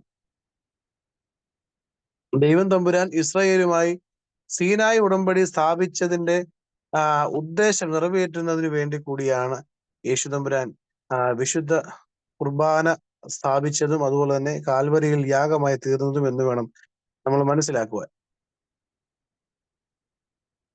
അതുപോലെ തന്നെ നമുക്കറിയാമല്ലോ, വിശുദ്ധ കുർബാന സ്ഥാപിക്കുന്ന സമയത്തും ഇത് പുതിയ നിയമത്തിൻ്റെതായ എന്റെ രക്തമാകുന്നു. പുതിയ നിയമം എന്ന് പറഞ്ഞു കഴിഞ്ഞാൽ നമ്മൾ ഉദ്ദേശിക്കുന്ന ന്യൂ ടെസ്റ്റമെന്റ് എന്ന വാക്കല്ല നമ്മൾ മനസ്സിലാക്കേണ്ടത്. പുതിയ നിയമം, ന്യൂ കോൺട്രാക്ട് അല്ലെങ്കിൽ ന്യൂ കവനന്റ്, പുതിയ നിയമത്തിൻ്റെതായിട്ട് ഞാൻ നൽകുന്ന എന്റെ രക്തമാകുന്നു എന്ന് പറഞ്ഞുകൊണ്ടാണ് വിശുദ്ധ കുർബാനയിൽ നമ്മൾ കേൾക്കുന്നു യേശു തമ്പുരാൻ അങ്ങനെ നൽകിയത്. ആ ഒരു എന്താ പറയുക, ഒരു പ്രൊക്ലമേഷനോട് കൂടി നമ്മൾ പഴയ നിയമവുമായിട്ടുള്ള പ്രാധാന്യം, വിശുദ്ധ കുർബാനയ്ക്കുള്ള പ്രാധാന്യം നമ്മൾ മനസ്സിലാക്കാൻ തക്കവണ്ണം ശ്രദ്ധിക്കുകയാണെങ്കിൽ അത് കുറച്ചുകൂടി ഇവ തമ്മിൽ താരതമ്യം ചെയ്ത് നമുക്ക് മനസ്സിലാക്കാനും സാധിക്കും. വിശുദ്ധ കുർബാനയും ആത്മീയ സന്തോഷവും. ഇസ്രായേൽ ജനതയുടെ ഒരു ലൈഫിനെ കുറിച്ച് ഞാൻ പറഞ്ഞു. ഏറ്റക്കുറച്ചിലുകൾ ഉണ്ടാകാറുണ്ട്, അനുഗ്രഹങ്ങൾ ഉണ്ടാകാറുണ്ട്, അനുസരണക്കേടുകൾ ഉണ്ടാകാറുണ്ട്, ശാപം ഉണ്ടാകാറുണ്ട്, പണിഷ്മെന്റ്, ശിക്ഷകൾ ഉണ്ടാകാറുണ്ട്. അങ്ങനെ പിന്നീട് അതിന്റെ റിഡംഷൻ ഉണ്ടാകാറുണ്ട്. അങ്ങനെ പലതരത്തിലുള്ള ഏറ്റക്കുറച്ചിലുകൾ അവരുടെ ജീവിതത്തിൽ ഉണ്ടായാണ് അവർ മുമ്പോട്ട് പോകുന്നത്. അങ്ങനെ നല്ല സന്തോഷത്തോടു കൂടി ജീവിച്ചിരുന്ന ഒരു കാലഘട്ടം അവർക്ക് ഉണ്ടായിരുന്നു. അതുപോലെ തന്നെ ആ സന്തോഷത്തിന്റെ കാലഘട്ടത്തിൽ ഒരുമിച്ച് വരുമ്പോഴൊക്കെ അവർ യാഗം അർപ്പിച്ചിരുന്നതും അതുപോലെ തന്നെ ആ ഒരു യാഗം ഇങ്ങനെ ബാക്ക് ടു ബാക്ക് അർപ്പിച്ച് വന്നതിന്റെ കാരണം കൊണ്ട് ഈ യാഗത്തിന്റെ പ്രാധാന്യം പോലും നഷ്ടപ്പെട്ടു പോയതായിട്ടും നമ്മൾ കാണുന്നുണ്ട്. അതുപോലെ തന്നെ ഈ ക്രിസ്തീയ ആരാധനയും ആ ഒരു രീതിയിൽ സന്തോഷത്തിന്റെ ഭാഗമായി നടത്തപ്പെടുന്ന ഒരു ശുശ്രൂഷയാണ് ക്രിസ്തീയ ആരാധനയും. അതായത് പഴയ നിയമത്തിൽ ഓരോ ആളുകളും ഇപ്പം ഇയ്യോബിന്റെ കഥ നമുക്കറിയാം. ഇയ്യോബിന്റെ മക്കളെ വിളിച്ചുകൊണ്ട് എന്താ പറയുന്നത്, വിരുന്ന് നടത്തുന്നതും യാഗം നടത്തുന്നതും ഒക്കെയുള്ള കഥകളൊക്കെ ഇയ്യോബിന്റെ പുസ്തകത്തിലുണ്ട്. അതുപോലെ പല ഭാഗത്തുമുണ്ട്. അപ്പൊ അങ്ങനെയുള്ള ഒരു സാഹചര്യം, സന്തോഷത്തിന്റെ ഭാഗമായിട്ട് അവർ യാഗം നടത്തിയതുപോലെ പുതിയ നിയമത്തിലും ക്രിസ്തീയ ആരാധന അവഗണിക്കപ്പെട്ട ഘടകമായ സന്തോഷത്തിന്റെയും ആഹ്ലാദത്തിന്റെയും ആത്മാവിനെ വീണ്ടെടുക്കുന്നതിലും സുപ്രധാനമായ സ്ഥാനം കൊടുക്കുന്നതിനും വിജയിച്ച ഒരു വസ്തുതയാണ്. അതുപോലെ തന്നെ ഈ വിശുദ്ധ കുർബാനയുടെ പ്രത്യേകത പലതവണ നമ്മൾ ആവർത്തിച്ച ഒരു കാര്യം തന്നെ അവിടെ ഒന്നുകൂടെ സൂചിപ്പിച്ചിരിക്കുന്നത്, ഈ പഴയ വിശുദ്ധ കുർബാനയുടെ പല ഭാഗങ്ങളും നമുക്ക് കൂടുതലായിട്ട് മനസ്സിലാക്കണമെങ്കിൽ പഴയ നിയമം പഠിക്കാതെ നമുക്ക് പറ്റില്ല എന്നുള്ളതും അത്യാവശ്യമാണ്. അപ്പൊ അതുകൊണ്ട് ഈ പഴയ നിയമവും പുതിയ നിയമവും തമ്മിൽ വളരെയധികം അഭേദ്യമായ ബന്ധമുണ്ട്. Especially the relation with the holy Eucharist. നമ്മളുടെ ആരാധന, യൂക്കറിസ്റ്റ് എന്ന് പറഞ്ഞതിനേക്കാൾ കൂടുതൽ എല്ലാ ആരാധന, വിശുദ്ധ കുർബാന മാത്രമല്ല എല്ലാ ആരാധനയ്ക്കും നമുക്കറിയില്ല. നമ്മളുടെ വീട് കൂദാശയിൽ പഴയ നിയമത്തിലെ ഒരു പ്രധാനപ്പെട്ട സംഭവം എടുത്തുകൊണ്ടാണല്ലോ നമ്മൾ പ്രാർത്ഥനകളൊക്കെ നടത്തുന്നത്. അബ്രഹാമിന്റെ മുമ്പിൽ ദൂതന്മാർ വഴിപോക്കരായിട്ട് ചെല്ലുന്നതും അബ്രഹാം അവരെ സൽക്കരിക്കുന്നതും അതിനുശേഷം ഏവെങ്കിലും വായിക്കുമ്പോൾ ഇവനും അബ്രഹാമിന്റെ മകനാകിയാൽ ഈ വീട് രക്ഷ വന്നു എന്ന് പറഞ്ഞുകൊണ്ട് വിശുദ്ധ ഈ വീട് ഉദാശയുടെ സമയത്ത് നമ്മളോടും പറയുന്നത് അബ്രഹാമിന്റെ മക്കളായി തീരുക എന്നുള്ള ഒരു വലിയ ഒരു ആഹ്വാനം നൽകിയാണ് വീട് ഉദാശികളും നമ്മൾ പൂർത്തീകരിക്കപ്പെടുന്നത്. അപ്പൊ അങ്ങനെ പഴയ നിയമം, പിന്നെ അതുപോലെ നമ്മൾ വിവാഹ ഉദാശയിലാണ് മൂടുപടം വടിമൂതിര വിവയാൽ താമാർ വിജയം പൊക്കണവും കല്ലും കവിണയുമായി വെന്നാൻ ഗോലിയാത്തിനെ ദാവീദ്. അങ്ങനെ പഴയ മൂന്ന് കാര്യങ്ങൾ, വിജയം നേടാൻ മൂന്ന് കാര്യങ്ങൾ അത്യാവശ്യമാണ് എന്നുള്ള രീതിയിൽ അവതരിപ്പിക്കുന്ന ഒരു പാട്ട് വിശുദ്ധ വിവാഹ കുദാശയിൽ നമുക്ക് കാണാൻ സാധിക്കും. അങ്ങനെ പഴയ നിയമം പുതിയ നിയമം തമ്മിൽ നമ്മുടെ ആരാധനയിൽ അഭേദ്യമായി ബന്ധമുണ്ട്. അതുപോലെ എസ്പെഷ്യലി പഴയ നിയമം, പുതിയ നിയമത്തെ കുറിച്ച് നമ്മൾ പറയേണ്ട ആവശ്യമില്ല, പുതിയ നിയമമാണ് നമ്മുടെ സഭ. എങ്കിലും പഴയ നിയമത്തിന് അതിൻ്റെതായിട്ടുള്ള സ്ഥാനം, വളരെ ഇമ്പോർട്ടന്റ് ആയിട്ടുള്ള സ്ഥാനമുണ്ട് എന്ന് നമ്മൾ മനസ്സിലാക്കാനാണ് ഈ അധ്യായം കൊണ്ട് ശ്രമിക്കുന്നത്. നമുക്ക് അടുത്ത അധ്യായത്തിലേക്ക് കടക്കാം എന്ന് വിചാരിക്കുന്നു. പഴയ നിയമവും നീതിശാസ്ത്രവും. നീതിശാസ്ത്രം എന്ന് പറഞ്ഞു കഴിഞ്ഞാൽ നമ്മൾ ഈ ലീഗൽ ആയിട്ടുള്ള വശങ്ങളെ കുറിച്ചാണ്. അതായത് justice, something related to justice. ഓരോ മതത്തിനും അതിൻ്റെതായിട്ടുള്ള നീതിശാസ്ത്രമുണ്ട് എന്ന് നമുക്കറിയാം. അതുപോലെ തന്നെ ഓരോ പ്രശ്നങ്ങൾ വരുന്ന സമയത്തും അവയൊക്കെയും കൂടുതൽ ആഴത്തിൽ പഠിക്കാനും അതിനൊരു സൊല്യൂഷൻ കണ്ടുപിടിക്കാനും ഈ നീതിശാസ്ത്രം, അതായത് ഓരോ കാലഘട്ടത്തിലും ഓരോ സംസ്കാരത്തിലും ഇപ്പൊ നമുക്ക് ഈ വ്യവഹാര കോടതികൾ ഒക്കെ ഉള്ളതുപോലെ തന്നെ ഓരോ കാലഘട്ടത്തിലും ഇതുപോലെയുള്ള നീതിശാസ്ത്രങ്ങൾ അപ്ലൈ ചെയ്തിരുന്നു. കുറെ പ്രശ്നങ്ങൾ പരിഹരിക്കാനും എന്താ പറയുന്നത്, സമൂഹത്തിൽ സമാധാനം നിലനിർത്താൻ തക്കവണ്ണമുള്ള ഒരു ക്രമീകരണം അന്ന് പഴയ കാലം മുതൽ ഉണ്ടായിരുന്നു. അതുപോലെ തന്നെ അതിന്റെ ഏറ്റവും പ്രധാനപ്പെട്ട അടിസ്ഥാനം എന്ന് പറയുന്നത് വേദപുസ്തകവും വേദപുസ്തക പ്രമാണങ്ങളുമായിരുന്നു എന്ന് നമുക്ക് മനസ്സിലാക്കാൻ സാധിക്കുന്നത്. അതായത് ഓരോ പ്രശ്നങ്ങൾ വരുമ്പോഴും നമ്മൾ അതിനെ മനസ്സിലാക്കേണ്ടത്, അത് ശരിയാണോ തെറ്റാണോ എന്ന് മനസ്സിലാക്കേണ്ടത് വേദപുസ്തകം. ഇത് ഇന്നത്തെ കാലഘട്ടത്തിലുള്ള ആളുകളോട് അതിനെക്കുറിച്ച് സംസാരിച്ച് ചിലപ്പോൾ അവർ ഒന്നുകിൽ നമ്മളെ പരിഹസിക്കും, അല്ലെ അവർ ചിരിക്കും. വേദപുസ്തകം അനുസരിച്ചാണ് നമ്മൾ പലപ്പോഴും എന്താ പറയുന്നത്, ഒരു പങ്കാളിയുമായി ബന്ധപ്പെട്ട ഒരു ലൊയാലിറ്റിയെ കുറിച്ചൊക്കെ പണ്ട് തൊട്ടേ നമ്മുടെ ആരാധനയിൽ, നമ്മുടെ മതപഠനത്തിലൊക്കെയും നമ്മൾ പറഞ്ഞു വെക്കാറുണ്ട്. ഒരാൾക്ക് ഒന്നിൽ കൂടുതൽ പങ്കാളി ഉണ്ടാകുന്നത് ധാർമ്മികമായി തെറ്റാണ് എന്നുള്ള രീതിയിൽ നമ്മളൊക്കെ പഠിപ്പിക്കാറുണ്ട്. നമ്മുടെ ആരാധനയിൽ, നമ്മുടെ സന്മാർഗ പാഠത്തിലൊക്കെ പഠിപ്പിക്കാറുണ്ട്. പക്ഷെ എന്നാൽ പിന്നീട് അത് ഒരാൾക്ക് ഒന്നിൽ കൂടുതൽ പങ്കാളി ഉണ്ടാകുക, നോർമൽ കേസിൽ ഉണ്ടാവുകയാണെങ്കിൽ അത് പല രോഗങ്ങൾ ഉണ്ടാകാൻ സാധ്യത ഉണ്ടെന്നുള്ള രീതിയിൽ മെഡിക്കൽ സയൻസ് പിന്നീട് അതിനെക്കുറിച്ചുള്ള പഠനങ്ങളൊക്കെ നടത്തിയതായിട്ടും, അതുപോലെ തന്നെ കൊല ചെയ്യരുത്, ഒരാൾ മറ്റൊരാളെ കൊന്നു കഴിഞ്ഞാൽ അതിൻ്റെതായിട്ടുള്ള പ്രയാസങ്ങൾ മറ്റുള്ളവർക്ക് ഉണ്ടാകും, അതുകൊണ്ട് നിങ്ങളെ എന്താ പറയുക, അതിന് ശിക്ഷ അനുഭവിക്കും എന്നുള്ളതിനേക്കാൾ കൂടുതൽ ആ കൊലപാതകം ചെയ്യുന്നതിൽ നിന്നും നിങ്ങൾ മാറി നിന്നാൽ സമാധാനപൂർണ്ണമായിട്ട് ജീവിക്കാൻ സാധിക്കും. അല്ലെങ്കിൽ കൊലപാതകം ചെയ്യുന്നത് കൊണ്ട് ഒരുപാട് ആളുകൾക്ക് പ്രയാസം ഉണ്ടാകും എന്നുള്ള രീതിയിലാണ് പഴയ നിയമം നമുക്ക് കൊല ചെയ്യരുത് എന്നൊരു കൽപ്പന നൽകിയത്. പക്ഷെ എന്നാൽ അത് പിന്നീട് പല പീനൽ കോഡുകളും അതൊരു നിയമമായിട്ട് ഓരോ സ്ഥലത്തും അതിനെ അംഗീകരിച്ചു. അപ്പൊ അങ്ങനെ പിന്നീട് നമ്മൾ നടത്തിയ പലതരത്തിലുള്ള ഈ സന്മാർഗ ഉപദേശങ്ങളൊക്കെയും പിന്നീട് ഓരോ സംസ്കാരവും ഏറ്റെടുത്തതായിട്ട് നമുക്ക് കാണാം. അപ്പൊ അങ്ങനെ ഇപ്പോഴത്തെ നമ്മളുടെ ഇലക്ഷനുമായിട്ട് ബന്ധപ്പെട്ട് കൊടുമ്പിരി കൊണ്ടിരിക്കുന്ന പല വിഷയങ്ങളുടെയും നേരെ എതിരായിട്ടുള്ള പഠിപ്പിക്കലുകളാണ് നമ്മുടെയൊക്കെ, പ്രത്യേകിച്ച് ഞാൻ ഒന്നും പേരെടുത്ത് പറയുന്നില്ല, പല പ്രശ്നങ്ങളും ഇന്നത്തെ സാഹചര്യത്തിൽ അത് വേദപുസ്തകപരമായി തെറ്റാണ് എന്ന് നമ്മൾ പറഞ്ഞാൽ ഒരു പക്ഷേ നമ്മുടെ ചുറ്റുപാടുള്ള ആളുകൾ നമ്മളെ പറ്റി, പക്ഷെ ഒരു കാലത്ത് ഇത് തെറ്റാണ് എന്നുള്ള ഒരു സാഹചര്യം അവർക്ക് മനസ്സിലാകാനുള്ള സാഹചര്യം. അപ്പൊ അന്ന് പറഞ്ഞതുപോലെ വേദപുസ്തകം നമുക്ക് നൽകിയിരിക്കുന്ന സന്മാർഗ ഉപദേശങ്ങൾ അനുസരിച്ചായിരുന്നു ഒരു കാലത്ത് എന്തെങ്കിലും പ്രശ്നങ്ങൾ ഉണ്ടാകുമ്പോൾ അതിലേത് ഭാഗത്താണ് ശരി, ഏത് ഭാഗത്താണ് തെറ്റ് എന്ന് മനസ്സിലാക്കാനൊക്കെ ഉപയോഗിച്ചിരുന്നത് വേദപുസ്തകങ്ങളും വേദപുസ്തക പ്രമാണങ്ങളും. പ്രത്യേകിച്ച് നമുക്കറിയാമല്ലോ, ലേവ്യ പുസ്തകം പോലെയുള്ള പുസ്തകങ്ങൾ വായിച്ചു കഴിഞ്ഞാൽ ഒരാൾക്ക് മറ്റൊരാളുമായിട്ടുള്ള ബന്ധം എങ്ങനെയായിരിക്കണം, നമ്മുടെ ആരാധന എങ്ങനെയായിരിക്കും, ദൈവവുമായിട്ടുള്ള ബന്ധം എങ്ങനെയായിരിക്കണം എന്നിങ്ങനെ ചെറുതും വലുതുമായ നൂറുകണക്കിന് നിയമങ്ങൾ അവിടെ അവതരിപ്പിച്ചിട്ടുണ്ട്. അപ്പൊ നമ്മളോട് എല്ലാവരോടും പ്രത്യേകമായിട്ട് പറയാം, പഴയ നിയമമാണെങ്കിലും പുതിയ നിയമമാണെങ്കിലും വായിക്കുകയും വ്യാഖ്യാനിക്കുകയും നമ്മുടെ ജീവിതത്തിൽ അതിനെ പ്രാവർത്തികമാക്കുകയും ചെയ്യുമ്പോൾ മനസ്സിലാക്കുകയും അപ്ലൈ ചെയ്യേണ്ടതുമായ ഏറ്റവും ഇമ്പോർട്ടന്റ് ആയിട്ടുള്ള കാര്യം എന്ന് പറഞ്ഞാൽ അവിടെ ദൈവസ്നേഹം ഉണ്ടോ എന്ന് ചിന്തിച്ചതിന് ശേഷം വേണം അപ്ലൈ ചെയ്യാൻ എന്നുള്ളതാണ് മനസ്സിലാക്കുക. അത് ഏറ്റവും അത്യന്താപേക്ഷിതമായ ഒരു കാര്യം. നമ്മള് പഴയ നിയമമായാലും പുതിയ നിയമമാണെങ്കിലും പഠിക്കുകയും അത് ഇതുപോലുള്ള പ്രശ്ന പരിഹാരത്തിന് ഉപയോഗിക്കുകയും ചെയ്യുമ്പോൾ ഈ പറയുന്ന വസ്തുത, ഇപ്പൊ അറിയാമല്ലോ, ദാവീദും തനിക്ക് കൂടെയുള്ളവർക്കും വിശന്നപ്പോൾ ചെയ്തത് എന്താണ്? അവരെ വേണമെങ്കിൽ ഈ വേദപുസ്തക നിയമം അനുസരിച്ച് ശിക്ഷിക്കാനുള്ള വകുപ്പുണ്ടെങ്കിലും യേശു തമ്പുരാൻ പറഞ്ഞു അങ്ങനെയല്ല, ദൈവസ്നേഹം ആണെങ്കിൽ, ദൈവമായിരുന്നു ഇവരുടെ മുമ്പിൽ ഈ ഒരു സാഹചര്യത്തിൽ ഉണ്ടായിരുന്നതെങ്കിൽ ഒരുപക്ഷെ അവരെ അതിന് സമ്മതിക്കും. അതുകൊണ്ട് അവരെ അങ്ങനെ ശിക്ഷിക്കാൻ പാടില്ല എന്ന് പറഞ്ഞുകൊണ്ട് അവരെ രക്ഷിക്കുന്ന ഒരു ഭാഗം നമുക്ക് കാണാം. ഒരാളെ മാത്രമല്ല, പലരെയും വ്യഭിചാരത്തിൽ പിടിച്ചുകൊണ്ടുവന്ന സ്ത്രീയെയും അങ്ങനെ പലരെയും യേശു തമ്പുരാൻ വേദപുസ്തകത്തിന്റെ പ്രമാണങ്ങളുടെ അടിസ്ഥാനത്തിൽ രക്ഷിക്കുന്നതായിട്ട് നമുക്ക് കാണാൻ തക്കവണ്ണം സാധിക്കുന്നുണ്ട്. പഴയ നിയമ ധർമ്മശാസ്ത്രത്തിന്റെ അടിസ്ഥാനം ലേവ്യ പുസ്തകത്തിലെ ഒരു പ്രധാനപ്പെട്ട ഒരു പഠിപ്പിക്കലാണ്, ഞാൻ വിശുദ്ധനായിരിക്കുന്നത് പോലെ നിങ്ങളും വിശുദ്ധരായിരിപ്പിൻ, be holy as I am holy. അതൊരു വലിയ ഒരു ആഹ്വാനമാണ്. ദൈവം തമ്പുരാൻ തന്റെ സ്വന്തം ജനമായ ഇസ്രായേൽ ജനത്തോട് പറയുന്ന ഒരു വലിയ വാചകമാണ്, നിങ്ങൾ ശരീരത്തിലും മനസ്സിലും വിശുദ്ധി സൂക്ഷിച്ചുകൊള്ളുവീൻ എന്നുള്ളത്. ഇത് തന്നെയാണ് അവരുടെ ഒരു ധർമ്മശാസ്ത്രത്തിന്റെ ഏറ്റവും വലിയ അടിസ്ഥാനം, വിശുദ്ധിയിൽ ജീവിക്കുക എന്നുള്ളതാണ്. സ്നേഹവാനായ ദൈവം വിളിക്കപ്പെട്ട ജനത്തിൽ നിന്ന് പ്രധാന കാര്യങ്ങൾ പ്രതീക്ഷിക്കുന്നു. അതുപോലെ തന്നെ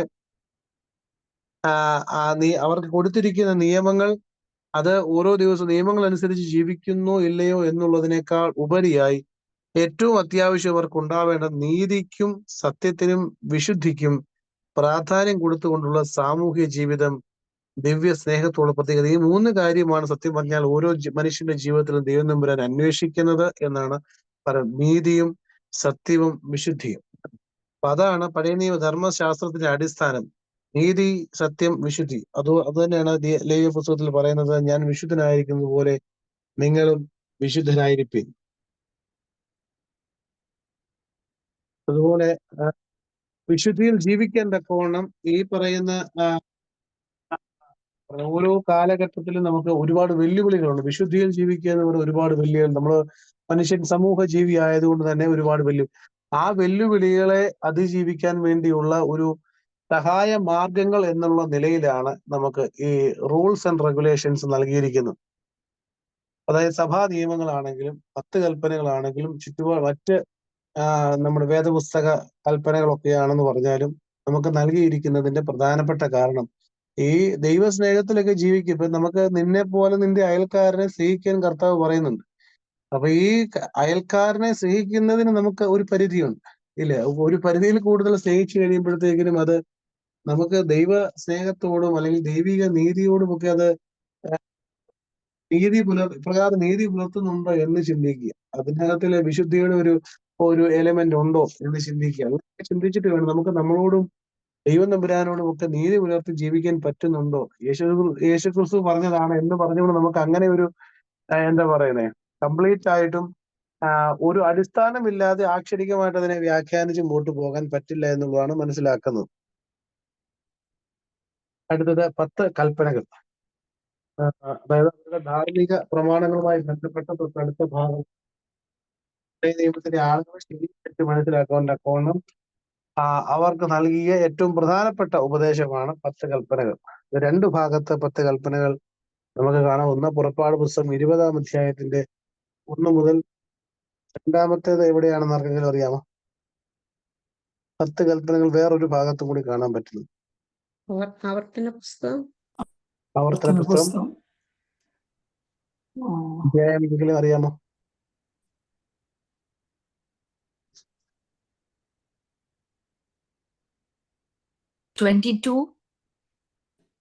കുറച്ചും കൂടെ മുമ്പിൽ 5-ാം അധ്യായത്തില.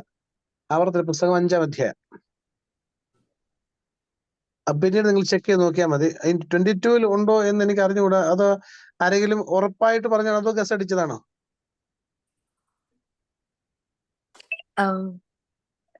22-ല്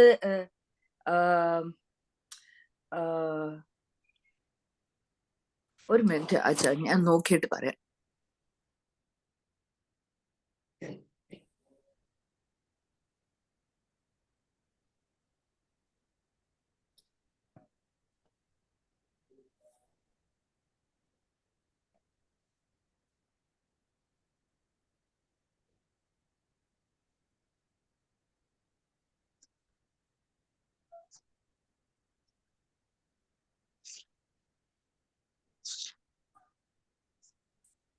ടെൻ കമാൻഡ്മെന്റ്സ് ആവർത്തനം ബുക്ക് 5 ആണെന്നാണ് എന്റെ മനസ്സിലാക്കൽ.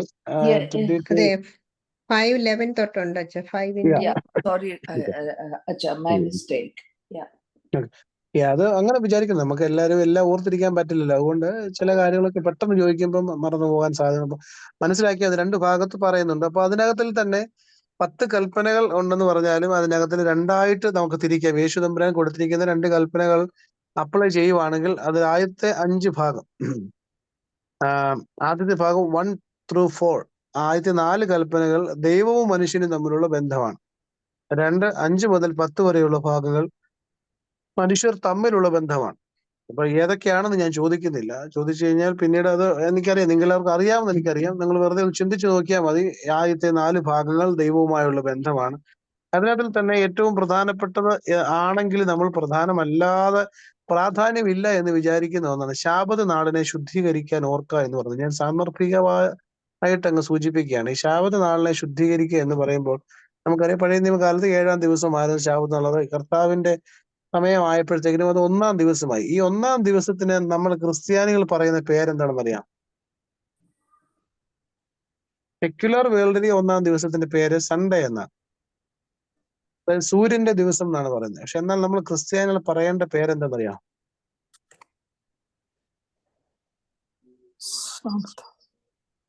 ശാബത്താണ്. ശാബത്ത് എന്നായിരുന്നു പഴയ നിയമത്തിൽ ഉണ്ടായിരുന്ന പേര്. ലോർഡ്സ് ഡേ ആണോ? ലോർഡ്സ് ലോർഡ്സ് ഡേ, കർത്താവിന്റെ ദിവസം എന്നാണ്. അത് നമുക്ക് വേറൊന്നിനും ഉപയോഗിക്കാനുള്ള ദിവസമല്ല. വേറെ എന്തിനെങ്കിലും ഉപയോഗിക്കുന്നുണ്ടെങ്കിൽ നമ്മൾ ശാബത്തിനെ അശുദ്ധമാക്കുന്നു എന്നാണ് അതിന്റെ ഒരു 10 കൽപ്പനയിൽ ഏറ്റവും നിങ്ങൾ ആരെങ്കിലും അത് കുമ്പസാരിക്കുമ്പോൾ ഏറ്റു പറഞ്ഞിട്ടുണ്ടോ എന്നെനിക്ക് അറിഞ്ഞുകൂടാ. ശാബത്ത് നാളിനെ ശുദ്ധീകരിക്കാൻ ഓർക്ക എന്നുള്ള, ശാബത്ത് നാളിൽ പള്ളിയിൽ പോവുക എന്നുള്ളതല്ല, ശാബത്ത് നാളിനെ ശുദ്ധീകരിക്കുക എന്നുള്ളത് നമ്മുടെ വലിയ ഒരു ഉത്തരവാദിത്തമാണ്. ആ ശാബത്ത് നാളെന്ന് പറയുന്നത് പഴയ നിയമത്തിൽ 7-ാം ദിവസമായിരുന്നുവെങ്കിൽ യേശു ക്രിസ്തുവിന്റെ ഉയർത്തെഴുന്നേൽപ്പോട് കൂടി അത് 1-ാം ദിവസമായി, അല്ലെങ്കിൽ 8-ാം ദിവസമായി. ആ 8-ാം ദിവസം അല്ലെങ്കിൽ ലോർഡ്സ് ഡേ, കർത്താവിന്റെ ദിവസം എന്ന് പറഞ്ഞാൽ കർത്താവിന്റെ ദിവസം മാത്രമാണ്, വേറൊന്നിന്റെയും ദിവസമല്ല. അതുകൊണ്ട് ആ ദിവസത്തെ വിശുദ്ധീകരിക്കാൻ തക്കോണം നമ്മളെ കൊണ്ട് പറ്റുന്ന എന്തെങ്കിലും ഉണ്ടെങ്കിൽ നമ്മൾ ചെയ്യണം. അപ്പൊ അത് ഒരു വലിയ ഉത്തരവാദിത്തമാണ് നമ്മൾ മനസ്സിൽ കാണുക. ഞാൻ പെട്ടെന്ന് സന്ദർഭികമായിട്ട് പറഞ്ഞെന്ന് മാത്രമേ ഉള്ളൂ. ദൈവവുമായിട്ടുള്ള നമ്മുടെ ബന്ധത്തെ പല ആൾക്കാരും പറയാം, അച്ഛാ പള്ളിയിൽ നിന്ന് വന്നില്ല കാര്യം, നമ്മൾ മര്യാദക്കൊക്കെ ജീവിച്ചാൽ മതി അതുപോലെ എന്നൊക്കെ ചോദിക്കുന്നവരോടുള്ള ഒരു മറുപടിയും കൂടിയാണ്.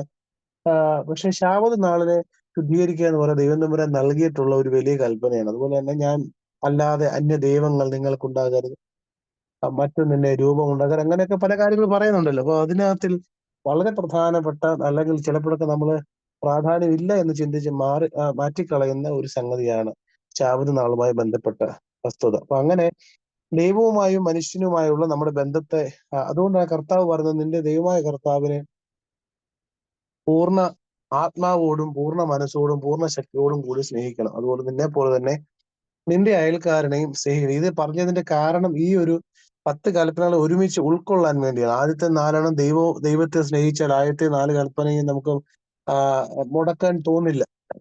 അതുപോലെ തന്നെ രണ്ടാമത്തെ നമ്മുടെ അയൽക്കാരനെ നമ്മൾ സ്നേഹിച്ചാൽ അടുത്ത 4 ഭാഗം നമുക്ക് ചെയ്യാൻ തോന്നില്ല. മറ്റൊരാൾക്കെതിരായിട്ട് കള്ളസാക്ഷ്യം, നമുക്കറിയാൻ മേലാത്ത കാര്യം പരമാവധി പറയാതിരിക്കുക. അതുപോലെ തന്നെ അറിഞ്ഞുകൊണ്ട് തന്നെ മറ്റൊരാളെ കുറിച്ച് കുറ്റം പറയുന്നുണ്ടെങ്കിൽ അതൊക്കെ വളരെയധികം തെറ്റാണ് എന്നുള്ളത് 10 കൽപ്പനയിൽ തന്നെ കള്ളസാക്ഷ്യം പറയരുതെന്ന് പറഞ്ഞിട്ടുണ്ട്. അപ്പൊ അങ്ങനെ നമ്മള് നമ്മളങ്ങനെ കൊല ചെയ്യാറില്ല, വ്യഭിചരിക്കാറില്ല, മോഷ്ടിക്കാറില്ല എന്ന് പറഞ്ഞുകൊണ്ട് 10 കൽപ്പന എല്ലാം നമ്മൾ പാലിക്കുന്നു എന്നതിന് അർത്ഥമില്ല.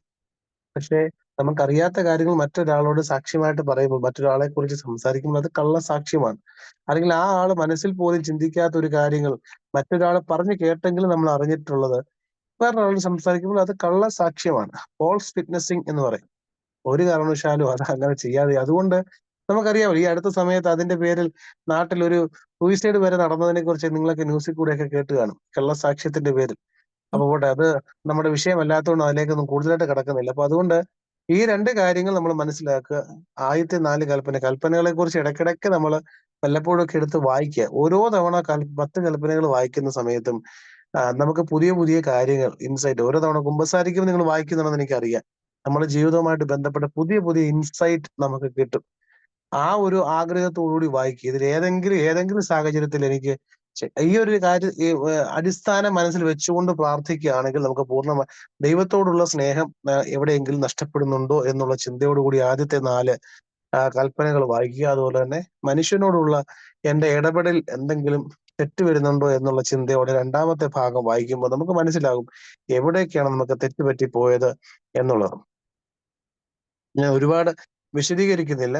ഈ 10 കൽപ്പനകൾ പഴയ നിയമകാലത്തെ ഒരു നീതിശാസ്ത്രത്തിന്റെ ഒരു വലിയ അടിസ്ഥാനമായിരുന്നു. മനുഷ്യൻ ചെയ്യുന്ന തെറ്റുകളെ എപ്രകാരം അതിനെ എന്താ പറയുക, ഒരു ക്രൈറ്റീരിയൻ, അവയെ മനസ്സിലാക്കാൻ, തെറ്റാണോ ശരിയാണോ എന്ന് മനസ്സിലാക്കാനുള്ള ഒരു ക്രൈറ്റീരിയൻ ആയിരുന്നു ഈ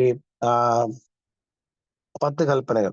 അതുപോലെ തന്നെ തൊട്ടടുത്തുള്ള ഭാഗം പ്രവാചകന്മാരും ധാർമ്മിക പ്രമാണങ്ങളുമാണ്. ഇപ്പം 10 കൽപ്പന എന്ന് പറയുന്നത് ദൈവം തമ്പുരാൻ മോശയ്ക്ക് നൽകിയ 10 കൽപ്പനകൾ. അതിനുശേഷം വന്ന പ്രവാചകന്മാരും അവരുടേതായിട്ടുള്ള ഒരുപാട് അനുദപിക്കുന്നതിനെ കുറിച്ചും അതുപോലെ തന്നെ തിരികെ വരുന്നതിനെ കുറിച്ചും ദൈവത്തോട് കൂടുതൽ അടുക്കുന്നതിനെ കുറിച്ചും ഒക്കെയുള്ള ഒരുപാട് ഉപദേശങ്ങൾ അവർ ധാർമ്മിക പ്രമാണങ്ങളായിട്ടും അവർ നൽകിയിട്ടുണ്ട്. അതിപ്പോ പ്രവാചകന്മാർ കിടന്ന് നമുക്കറിയാമല്ലോ,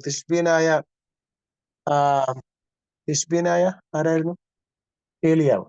ഏലിയാവ് കടന്നു വന്നിട്ട് രാജാവാണെന്ന് നോക്കാതെ പോലും മുഖത്ത് നോക്കി പറയുന്നത്. നാഥാൻ പ്രവാചകൻ അന്നത്തെ ഏറ്റവും വലിയ രാജാവായ പ്രബലനായ രാജാവായ ദാവീദിനെ മുഖത്ത് നോക്കി പ്രവചിക്കുന്നുണ്ട്. തെറ്റാണ്, അവർക്കെതിരായിട്ട് പ്രവചിക്കുന്നുണ്ട്. അപ്പൊ അങ്ങനെ അവര് രാജാവ്, നേതാവ് അങ്ങനെയുള്ള ഒരു വേറുകൃത്യങ്ങളൊന്നും ഇല്ലാതെ എല്ലാവർക്കും എതിരെ ധാർമ്മിക പ്രമാണങ്ങൾ അവതരിപ്പിക്കുകയും അവയൊക്കെയും പറ്റുന്നത്രയും ആളുകളുടെ ഇടയിൽ ഒരു മനസ്താപത്തിന് കാരണമാകുന്ന രീതിയിൽ അവതരിപ്പിക്കുകയും ചെയ്യും. ആളുകൾ, യോനാ പ്രവാചനക്കകത്ത് നമുക്കറിയാം, ആളുകൾ മാനസാന്തരപ്പെട്ട് ദൈവ കോപത്തെ നീക്കുന്നതായിട്ട് നമുക്ക് കാണാൻ തക്കവണ്ണം സാധിക്കുന്നുണ്ട്. അതുപോലെ ഊരിയായെ വധിപ്പിച്ച ദാവീദ്, നാബോത്തിന്റെ മുന്തിരിത്തോട്ടം കവർന്നെടുത്ത ആഹാബ് എന്നിവർ പ്രവാചകന്മാരുടെ നിശ്ചിതമായ വിമർശത്തിന് വിധേയരായ ആളുകളാണ്. അങ്ങനെ രാജാക്കന്മാർ പോലും അതിനകത്തിൽ ഒഴിവുള്ളവരായിരുന്നില്ല എന്നുള്ളത് നമ്മൾ മനസ്സിലാക്കുക. അതുപോലെ പ്രവാചകന്മാരുടെ കാലഘട്ടത്തെക്കുറിച്ച്, പ്രവാചകന്മാരെ കുറിച്ച് പറഞ്ഞത് 8-ാം നൂറ്റാണ്ടിന് മുമ്പുള്ള പ്രവാചകന്മാരാണ്. നമ്മൾ ആദ്യത്തെ ഭാഗം സൂചിപ്പിച്ചപ്പോൾ, അതിനെക്കുറിച്ച് ചിന്തിച്ചപ്പോൾ കൂടുതലായിട്ട് നമ്മൾ അതിനെക്കുറിച്ച് പറഞ്ഞിരുന്നു. ഈ എഴുത്ത് ആരംഭിക്കുന്നതിന് മുമ്പുള്ള പ്രവചന പുസ്തകങ്ങൾ എഴുതി സൂക്ഷിക്കുന്നതിന് മുമ്പുള്ള കാലഘട്ടത്തിലെ ഏലിയാവ്, ഏലിശ തുടങ്ങിയ പ്രവാചകന്മാരെ കുറിച്ച്, നാഥാൻ പ്രവാചകൻ, ഗാദ് തുടങ്ങിയ പ്രവാചകന്മാരെ കുറിച്ച് ഇപ്പോൾ പറഞ്ഞത്. ഇനി വരുന്നത് 8-ാം നൂറ്റാണ്ടിലെ പ്രവാചകന്മാർ, അതായത് മീഖ, ഐസയ, ഹോശയ, ആമോസ് തുടങ്ങിയ പ്രവാചകന്മാര്, അതിനുശേഷം വരുന്ന പ്രവാസത്തിന്റെ പ്രവാചകന്മാരെ കുറിച്ചൊക്കെ പിന്നീട് പറയുന്നത്. 8-ാം നൂറ്റാണ്ടിലെ പ്രവാചകനായ ആമോസിന്റെ പ്രധാനപ്പെട്ട ഫോക്കസ് എന്ന് പറയുന്നത് സമൂഹത്തിലെ ധനവാന്മാരെയും കച്ചവടക്കാരെയും അവരുടെ അധാർമികതയും ശക്തമായ ഭാഷയിൽ അപലപിച്ച ഒരു വ്യക്തിയാണ് ആമോസ്. അതുപോലെ ദൈവത്തിന്റെ നീതിയെക്കുറിച്ചും അനീതി പ്രവർത്തിക്കുന്ന ഒരു ശിക്ഷാവിധി നേരിടുമെന്നും പ്രത്യേകമായിട്ട് ആമോസിന്റെ പ്രധാനപ്പെട്ട ഒരു ചിന്ത അതായിരുന്നു. അത് സാധാരണക്കാരെക്കാൾ കൂടുതലായിട്ട് സമൂഹത്തിലെ ധനവാന്മാരെയും കച്ചവടക്കാരെയും ദൈവനീതിയെക്കുറിച്ചും അനീതിയുടെ തിക്തഫലങ്ങളെ കുറിച്ചുമൊക്കെ ഉദ്ഘോഷിച്ച വ്യക്തിയാണ് ആമോസ്. മീഖായുടെ പ്രത്യേകത എന്ന് പറയുന്ന ഒരു വാക്യത്തിൽ, മീഖ പ്രവചനം 6-ാമത്തെയും 8-ാം വാക്യത്തിൽ പറയുന്നത്, മനുഷ്യ, നല്ലത് എന്തെന്ന് അവൻ നിനക്ക് കാണിച്ചിരിക്കുന്നു. ന്യായം പ്രവർത്തിപ്പാനും ദയാതൽപരനായിരിക്കാനും നിന്റെ ദൈവത്തിന്റെ സന്നിധിയിൽ താഴ്മയോടെ നടപ്പാനും അല്ലാതെ എന്താകുന്നു യഹോവ നിന്നോട് ചോദിക്കുന്നത്. മുമ്പ് പറഞ്ഞ 10 കൽപ്പന മിക്കവാറും എല്ലാം ഇതിനകത്തിലും സംഗ്രഹിച്ചിട്ടുണ്ട്. ന്യായം പ്രവർത്തിപ്പാനും മറ്റുള്ളവരോടുള്ള ഇടപെടൽ ന്യായമായിട്ട് സംസാരിക്കുക, പ്രവർത്തിക്കുക, ചിന്തിക്കുക, ദയാതൽപരനായിരിക്കുക, ചാരിറ്റി ഒക്കെ കാര്യങ്ങളൊക്കെ ചെയ്യുക, അതുപോലെ ദൈവത്തിന്റെ സന്നിധിയിൽ താഴ്മയോടെ നടക്കുക. ഈ 3 കാര്യങ്ങളല്ലാതെ മറ്റൊന്നും അല്ല എന്ന് മീഖ പ്രവാചകനും പറയുന്നുണ്ട്. അതുപോലെ മറ്റു 2 പേരുടെ പേര് പറഞ്ഞ ഹോശിയായും യെശയ്യാവും എന്ന് പറയുന്നുണ്ട്. അവരുടെ പ്രമാണങ്ങളും ആളുകൾക്ക് ശരിയും തെറ്റും തമ്മിൽ തിരിച്ചറിയാനുള്ള വലിയ ഒരു സഹായമായിരുന്നു. 6-ാമത്തെ ഭാഗത്തേക്ക് പ്രവേശിക്കാം. യാഗങ്ങളും ധാർമ്മിക പ്രമാണങ്ങളും.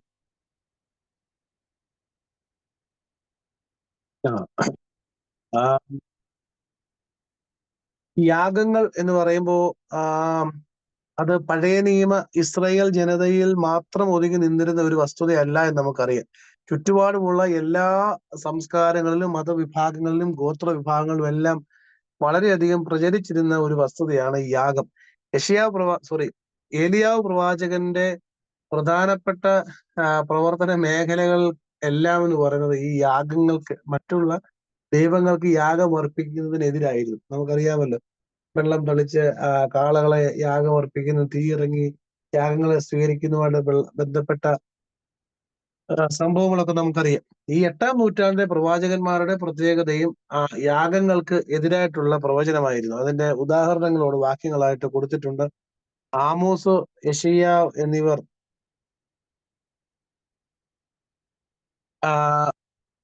വളരെയധികം ഈ യാഗങ്ങളെ സപ്പോർട്ട് ചെയ്തവരും അതുപോലെ യാഗം അനുഷ്ഠിച്ച് ജീവിച്ചവരുമാണ്. പക്ഷെ എന്നാൽ ഈ യാഗം അനുഷ്ഠിക്കുമ്പോൾ നമ്മൾ അനുഷ്ഠിക്കേണ്ട, നമ്മള് ജീവിതത്തിൽ പുലർത്തേണ്ട ചില ധാർമ്മിക പ്രവർത്തനങ്ങളുണ്ട്. അധാർമികമായി ജീവിച്ചിട്ട് യാഗം നടത്തിയിട്ട് കാര്യമില്ല എന്നുള്ള രീതിയാണ് അവര് വിമർശിച്ചിരുന്നത്. ഒരു ഫോക്കസ് എന്ന് പറയുന്നത് അധാർമിക ജീവിതം ജീവിച്ചതിന് ശേഷം ദൈവത്തിന്റെ സ്നേഹം, ദൈവപ്രീതി നേടാൻ വേണ്ടി യാഗം അർപ്പിച്ചാൽ മതി എന്നുള്ള ഒരു രീതി. പ്രത്യേകിച്ച് എനിക്ക് തോന്നുന്നു നമ്മുടെ കാലഘട്ടത്തിൽ കുറച്ചുകൂടി ആൾക്കാർക്ക് മനസ്സിലാവും. ഏത് രീതിയിൽ ജീവിച്ചാലും ഞായറാഴ്ച പോകുന്ന സമയത്ത് വിശുദ്ധ കുർബാന അനുഭവിച്ചാൽ പ്രത്യേകിച്ച് ആൾക്കാരെല്ലാം എന്നെ കുറിച്ച് നല്ലത് വിചാരിച്ചോളും എന്ന് ചിന്തിക്കുന്ന ഒരു രീതി ഇപ്പോഴും നമ്മുടെയൊക്കെ ചുറ്റുപാടുമുണ്ട് എന്ന് നമുക്കറിയാം. നമുക്കൊക്കെ പരിചയമുള്ള ഒരുപാട് ആളുകളും ഏകദേശം ഈ ഒരു ആറ്റിറ്റ്യൂഡ് തന്നെ മുമ്പോട്ട് കൊണ്ടുപോകുന്നവരാണ്. അപ്പൊ അവരോടും ഈ പറയുന്ന പ്രവാചകന്മാര് പറഞ്ഞത് അങ്ങനെയാണ്. ഈ യാഗങ്ങളെ കുറിച്ച് പറയുന്ന സമയത്തും യഥാർത്ഥമായി യാഗത്തെ കുറിച്ച് അവസാനത്തെ സെന്റൻസിൽ പറയുന്നുണ്ട്, ദൈവവുമായുള്ള ആന്തരിക ബന്ധത്തിൽ നിന്ന് ഉത്ഭവിക്കുന്ന സ്തോത്രത്തിന്റെയും നന്ദിയുടെയും പാപപരിഹാരത്തിന്റെയും പ്രത്യക്ഷ കർമ്മമായിരിക്കണം യാഗം. വിശുദ്ധ കുർബാനയിൽ നമ്മൾ പ്രവേശിക്കുമ്പോഴും നമ്മൾ മനസ്സിലാക്കേണ്ടുന്ന ഒരു വലിയ കാര്യം ഇത് തന്നെയാണ്. ദൈവവുമായുള്ള ആന്തരിക ബന്ധത്തിൽ നിന്ന് ഉത്ഭവിക്കുന്ന സ്തോത്രവും നന്ദിയും പാപപരിഹാരത്തിന്റെയും കർമ്മമായിരിക്കണം. നമ്മൾ അവിടെ പോയി വെറുതെ രാവിലെ പോയി വെളിവ് നിറഞ്ഞൊരു ഈശോ എന്ന് പാടിയിട്ട് കാര്യമില്ല. ആബേലിൽ കുഞ്ഞാടും എന്ന് പാടിയിട്ട് കാര്യമില്ല. അത് നമുക്ക് ദൈവവുമായുള്ള ബന്ധത്തിൽ നിന്ന് നമുക്ക് നമ്മുടെ തന്നെ ഒരു ക്രിസ്തീയ ആരാധനയുടെ ഒരു പ്രത്യേകത എന്ന് പറഞ്ഞാൽ അനുതാപമാണ് ഏറ്റവും അത്യാവശ്യം. ഈ അനുതാപം നമ്മുടെ ജീവിതത്തിലുണ്ട്. അനുതാപം എന്ന് പറഞ്ഞാൽ നമ്മൾ തന്നെ നമ്മൾ ചെയ്തു പോയിട്ടുള്ള കാര്യങ്ങളെ കുറിച്ചുള്ള ഒരു നാണം എന്ന ഏറ്റവും ബേസിക് ആയിട്ട് പറയുകയാണ്. ആ ഒരു നാണം ഇല്ലാതെ അവിടെ പോയി നിന്നാൽ പ്രത്യേകിച്ച് നമ്മൾ ഈ ചെയ്യുന്ന പാട്ടുകളെ കൊണ്ട് പ്രത്യേകിച്ച് അർത്ഥമൊന്നുമില്ല. ആ ലജ്ജയോടുകൂടി വേണം നിൽക്കാൻ. അറിഞ്ഞോ അറിയാതെയോ അല്ലെങ്കിൽ മറ്റുള്ളവരുടെ മുമ്പിലോ അല്ലെങ്കിൽ രഹസ്യമായോ ചെയ്തു പോയിട്ടുള്ള കാര്യങ്ങളെ കുറിച്ചുള്ള ലജ്ജ നമുക്കുണ്ടാകണം. ആ ഒരു ലജ്ജയിൽ നിന്ന് ഉണ്ടാകുന്ന അനുതാപം, വേദന, പ്രയാസം, സങ്കടം, ആ ഒരു കരുണഭാവത്തോടു കൂടി ദൈവസേന നിന്നുകൊണ്ട് വേണം നമ്മൾ ബലി അർപ്പിക്കാൻ എന്നാണ് ഇവിടെ പറയുന്നത്. അതുപോലെ തന്നെ ഓരോ ദിവസവും നമ്മളെ പുലർത്തുന്ന ദൈവത്തിന്റെ കരുണയ്ക്കുള്ള നന്ദി സമർപ്പിക്കാൻ തക്കവണ്ണം ഉള്ള ഒരു ഭാഗമാണ്. ഓരോ ദിവസവും നമ്മൾ നിൻ സ്തുതിയും ഹാലേലുയ്യായും കർത്താവെ ഞാൻ നിർത്തരുതേ എന്നൊക്കെ പാടുന്ന സമയത്ത് എത്രമാത്രം ആത്മാർത്ഥതയോടുകൂടിയാ പറയുന്നതെന്ന് എനിക്ക് അറിഞ്ഞുകൂടാ. നമ്മൾ എല്ലാവരും, എൻ്റെ ഒരു പേഴ്സണൽ കാര്യം പറയുകയാണെങ്കിൽ എനിക്ക് ഒരുപാട് സംശയം പലപ്പോഴും തോന്നിയിട്ടുണ്ട്. പാടി കഴിയുമ്പോൾ അയ്യോ ഇച്ചിരൂടൊക്കെ ഒന്ന് ആത്മാർത്ഥമായിട്ട് പാടാമായിരുന്നു എന്ന് ചിന്തിക്കുന്നത്. അപ്പൊ അന്ന് പറഞ്ഞതുപോലെ ഓരോ ഭാഗങ്ങൾ അവതരിപ്പിക്കുമ്പോഴും നമുക്ക് നൽകിയിരിക്കുന്ന അനുഗ്രഹങ്ങൾക്കനുസരിച്ച് നന്ദി പറഞ്ഞുകൊണ്ട് ചെയ്യണമെന്നാണ് പ്രവാചകന്മാര് ആദ്യത്തെ കാലത്ത് നമ്മളോട് പറഞ്ഞിരുന്നത്. അടുത്ത ഭാഗം സമൂഹത്തിലെ ബലഹീനരോടുള്ള പെരുമാറ്റം. അതായത് വികലാംഗരോടും അനാഥരോടും വിധവകളോടും ദരിദ്രന്മാരോടും പ്രത്യേകം കരുതലും ആർദ്രതയും കാണിക്കുവാനുള്ള നിയമത്തിന്റെ പ്രത്യേകതകളെ കുറിച്ച് ലേവ്യ പുസ്തകത്തിലും ആവർത്തന പുസ്തകത്തിലും ആവർത്തിച്ച് പറയുന്നുണ്ട്. അതുപോലെ തന്നെ ഇസ്രായേൽ ജനം ഒരു കാലത്ത് ദരിദ്രരും ഊടാടി സഞ്ചരിക്കുന്നവരും അടിമകളായിരുന്നു എന്ന് നമുക്കറിയാം. അതിനുശേഷം അവർക്ക് സമ്പത്ത് നൽകിയതും അതുപോലെ തന്നെ അവർക്ക് ആ സമ്പത്ത് നൽകിയതിന്റെ കാരണം എന്ന് പറയുന്നത് പാവപ്പെട്ട ഇതുപോലെയുള്ള ദുർബലരായ ആളുകൾക്ക് സഹായം നൽകുവാൻ കൂടിയാണ്. താങ്ങും പണം നൽകുവാൻ തക്കവണ്ണമാണെന്നുള്ളത് അവരുടെ നിയമങ്ങളിൽ എഴുതി വെച്ചിട്ടുണ്ട്. നമ്മള് നോമ്പിലെ ഒരു പ്രാർത്ഥനയിൽ പാടുന്നുണ്ട്, സമ്പത്താകെ പങ്കിട്ടിടാൻ കാര്യക്കാരായി നിയമിതരാണ് ഈ സമ്പന്നന്മാർ എന്ന് പറഞ്ഞൊരു പാട്ടുണ്ട്. അതായത് നമുക്ക് ഈ എന്തെങ്കിലും $10 നമ്മുടെ കയ്യിൽ തന്നിട്ടുണ്ടെങ്കിൽ ഈ $10 എപ്രകാരം ചെലവാക്കണം എന്നുള്ളത് ദൈവം അതിന്റെ ഒരു വിവേകം കൂടി നമുക്ക് തന്നിട്ടുണ്ട്. അത് ഇത് മുഴുവൻ ഈ $10 എന്റെ ആവശ്യങ്ങൾക്ക് വേണ്ടി ചെലവാക്കാനുള്ളതാണോ, അതോ ഇതിൽ നിന്ന് $1 അർഹിക്കുന്ന വേറൊരാളെങ്കിലും ഉണ്ടോ എന്റെ ചുറ്റുപാടും എന്ന് ഒന്ന് ചിന്തിച്ചതിന് ശേഷം വിവേക ചെലവാക്കണം എന്നുകൂടിയുള്ള ഒരു ഉപദേശമാണ് ക്രൈസ്തവ സഭയിൽ നമുക്ക് നൽകിയിട്ടുള്ളത്. നമ്മള് ദശാംശത്തെക്കുറിച്ചും ചാരിറ്റിയെക്കുറിച്ചും ഒക്കെ നമ്മളും പറയാറുണ്ട്. അപ്പൊ എന്ന് പറഞ്ഞ പോലെ ഈ ലേവ്യ പുസ്തകത്തിൽ പഴയ നിയമ കാലത്തിലെ ആളുകളോടുള്ള ഒരു ഉദ്ബോധനം പോലെ തന്നെ അത്രമാത്രം വളരെയധികം പ്രാധാന്യത്തോടുകൂടി പുതിയ നിയമ കാലഘട്ടത്തിലും ക്രിസ്തീയ ആരാധനയിലും മറ്റുള്ള അബലരോടുള്ള ഒരു പെരുമാറ്റത്തെ കുറിച്ചുള്ള ഒരു പ്രത്യേകത നമുക്ക് കാണാം. അടുത്തത് പെട്ടെന്ന് പറഞ്ഞു പോകാം. കീഴടക്കിയ ജാതികളുണ്ട്. അന്നത്തെ കാലത്ത് ഒരുപാട് യുദ്ധങ്ങളും കീഴടക്കലുകളും ഏറ്റുമുട്ടലുകളും ഒക്കെ ഉണ്ടായിരുന്നതായിട്ട് നമുക്കറിയാം. അങ്ങനെ ഉണ്ടാകുന്ന ഏറ്റുമുട്ടലുകളും യുദ്ധങ്ങളിലും ഒക്കെ ഒരുപാട് ആളുകളെ ബന്ദിയായി പിടിച്ചുകൊണ്ട് പോകുവാൻ, ക്യാപ്റ്റീവ്സ് ആയിട്ട് പിടിച്ചുകൊണ്ട് പോകുക, അവരോടുള്ള ഒരു ആറ്റിറ്റ്യൂഡ് നമുക്കറിയാമല്ലോ. പല നാട്ടുകളിലും ഇതുപോലെ യുദ്ധത്തിന് ശേഷം യുദ്ധ തടവുകാരായിട്ട് പിടിച്ചുകൊണ്ട് പോകുന്നവരെ അടിമകളാക്കുന്ന ഒരു രീതി, അല്ലെങ്കിൽ ജയിൽ പുള്ളികളാക്കി തടവിൽ പാർപ്പിക്കുന്ന ഒരു രീതിയൊക്കെ ഉണ്ടായിരുന്നു. പക്ഷെ എന്നാൽ അവരോട് പോലും, ക്യാപ്റ്റീവായി പിടിച്ചുകൊണ്ട് പോകപ്പെടുന്ന ആളുകളോട് പോലും മാന്യമായി ഇടപെടണമെന്നും അവർക്കും ഒരു ഡിഗ്നിറ്റി ഉണ്ട്, അവരുടെ ജീവിതത്തിനനുസരിച്ചുള്ള വില അവർക്ക് നൽകണമെന്നും ഒക്കെ പ്രത്യേകമായിട്ട് പറയുന്നുണ്ട്. അതുപോലെ തന്നെ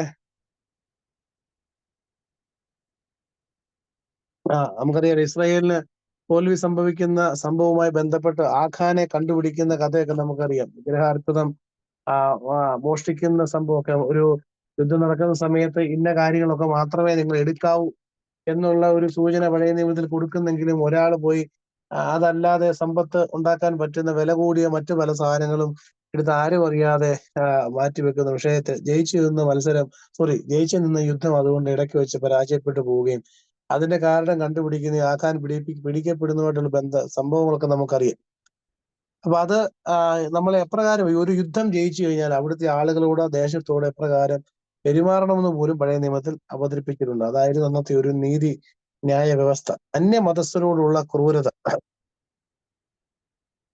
ജൂബിലി വർഷം 7 വർഷം വീതമുള്ള 7 വർഷങ്ങൾ, അങ്ങനെ 49 വർഷം കഴിഞ്ഞാൽ 50-ാമത്തെ വർഷമാണ് യൂബാൽ അല്ലെങ്കിൽ ജൂബിലി എന്ന് പറയുന്ന വർഷം. അന്ന് കടമിളച്ചു കൊടുക്കുക എന്നുള്ളത്